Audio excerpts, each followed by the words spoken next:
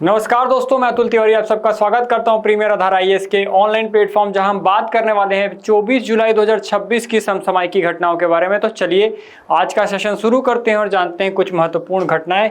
और जब मैं इस वीडियो को बना रहा हूं तो आप सबके लिए खुशखबरी ये है कि जो आपका आंदोलन था नीट को लेकर वो सक्सेसफुल हो चुका है और आपके जो शिक्षा मंत्री हैं धर्मेंद्र प्रधान जी, उन्होंने अपना इस्तीफा सबमिट कर दिया है। तो ये कहीं ना कहीं लोकतंत्र की जीत तो है ही, लेकिन आप ये ध्यान रखें कि जब तक बात किसी की लायबिलिटी की है, जिम्मेदारियों की है, तब तक तो बात ठीक है। उन्होंने अपनी जिम्मेदारी ठीक से नहीं निभाई और ये हमको करना पड़ा।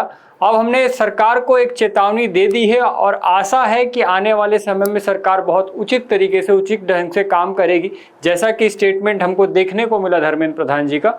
तो मुझे लगता तो है कि ये पॉजिटिव जाएगा। किसी भी अफवाह में ना फंसे। हर जगह पर कहीं पर भी प्रोटेस्ट हो रहा है तो जबरदस्ती जाने की जरूरत नहीं है। अगर आपको लग रहा है कि प्रोटेस्ट वाजिब है तभी इसमें सम्मिलित हों। अनावश्यक प्रोटेस्ट करने से हमारे ही पैसों की हानि होती है, हमारी ही सरकार का लॉस है। तो इसलिए थोड़ा समझदारी के साथ प्रोटेस्ट का पार्ट बने और ये प्रोटेस्ट हमारा जो है वो सक्सेसफुल हो चुका है। तो चलिए फिर से हम अपने टॉपिक के साइड आते हैं और चालू करते हैं आज का पहला करंट अफेयर्स, जिसमें छत्तीसगढ़ को मिलेगा नई राजकीय तितली। यहाँ पर आप देखिए चर्चा में क्यों है, देखते हैं। छत्तीसगढ़ की पहली राजकीय तितली के चयन हेतु 31 अगस्त 2026 तक ऑनलाइन मतदान आयोजित किया जा रहा है, जिसमें 3 तितलियों का चयन किया जा रहा है। इसमें से किसी एक तितली को छत्तीसगढ़ की राजकीय तितली घोषित किया जाएगा, जिसमें एक है कॉमन बेडेड पीकॉक, ये आपको तस्वीर दिखाई दे रही होगी, दूसरी है ऑरेंज ऑकलीफ और तीसरी है स्पॉट स्वार्डिटेल। ये 3 तितलियां हैं जिनमें से किसी एक तितली को हम अपनी राजकीय तितली बनाने वाले हैं। तो इसके लिए वोटिंग जारी है। आने वाले समय में इसके साथ और अपडेट के साथ मैं आपके सामने उपस्थित होऊंगा। अभी के लिए ये तीनों का नाम अपने को याद रखना है। आगे चल रहे हैं कॉमनवेल्थ गेम्स 2026 ग्लासगो स्कॉटलैंड। तो याद रखिएगा क्यों है चर्चा में। कॉमनवेल्थ जो गेम्स है इसमें भारत ने भी भाग लिया है और लवलीना बोरगोहेन जो है इन्होंने भारत के लिए पहला पदक, कांस्य पदक जो है वो सुनिश्चित कर लिया है। ये 23 जुलाई से 2 अगस्त तक आयोजित होने वाला है। कहाँ पर? तो इस बार मेजबान देश है ग्लासगो स्कॉटलैंड। और उद्घाटन जो समारोह हुआ उसमें भारतीय ध्वजवाहक थे मीराबाई चानू और किंग्स बैटन प्रतिनिधि बने थे लवलीना बोरगोहेन। इन्होंने किंग्स बैटन को उठाया था। तो ये दोनों चीज़ें हमको याद रखनी है, कई बार एग्जाम में पूछ चुका है और कॉमनवेल्थ से काफ़ी क्वेश्चन आने की संभावना है। आगे देखिएगा, अगर हम कॉमनवेल्थ गेम्स की बात करें तो कुछ महत्वपूर्ण तथ्य देख लेते हैं कि प्रत्येक 4 वर्ष में इसका आयोजन होता है, जो कि अपने मेंस की दृष्टि से काफ़ी इंपॉर्टेंट है। प्रत्येक 4 वर्ष में इसका आयोजन किया जाता है। इसकी आयोजक संस्था जो है वो कॉमनवेल्थ स्पोर्ट है और पहला कॉमनवेल्थ गेम जो है 1930 हैमिल्टन कनाडा में आयोजित किया गया था। वहीं भारत की पहली बार भागीदारी हुई थी 1934 में, जिसमें वो दूसरे कॉमनवेल्थ गेम्स में लंदन में भाग लेने गया था। और भारत का पहला कॉमनवेल्थ स्वर्ण पदक मिल्खा सिंह ने जीता था 440 यार्ड दौड़ में एथलेटिक्स 1958 में। तो ये कुछ इतिहास है कॉमनवेल्थ गेम्स का जो आपकी परीक्षा की दृष्टि से महत्वपूर्ण हो सकता है, तो इसे ध्यान रखिएगा।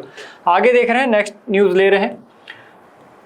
ये मीराबाई जो चानू जिनके बारे में मैं आपको बता रहा था, जो कि अभी ध्वजवाहक बनी, ये यहाँ पर मैंने आपको बताया कि उद्घाटन समारोह में ये भारतीय ध्वजवाहक बनी थी।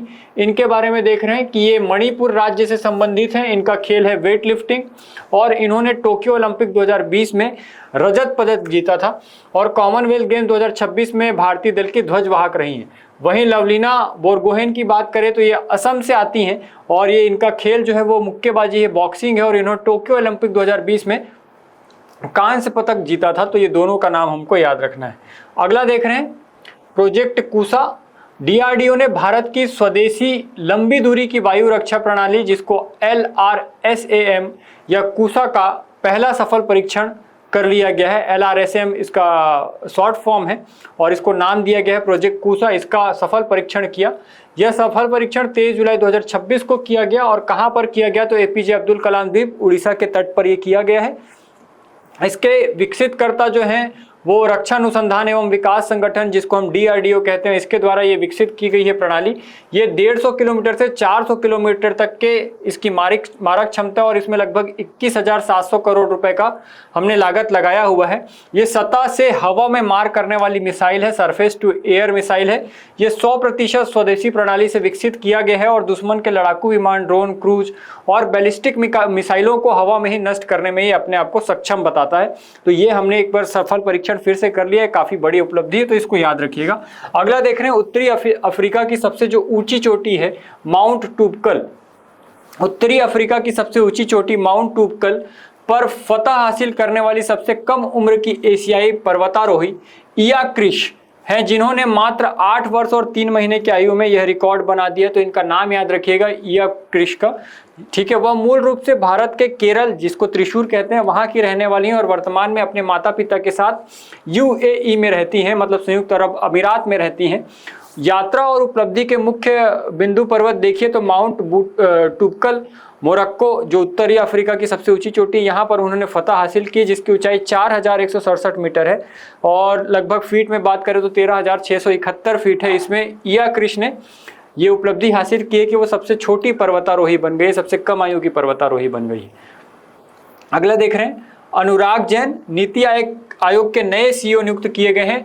केंद्र सरकार ने अनुराग जैन, जो कि 1989 बैच के IAS है, मध्य प्रदेश कैडर के, इनको नीति आयोग का नया CEO नियुक्त किया गया है। और अनुराग जैन के अंतरिम प्रभार संभाल रही निधि छिब्बर जो है वो पूर्णकालिक पूर्ववर्ती BR सुब्रमण्यम का स्थान ले लिया है इन्होंने, ठीक है।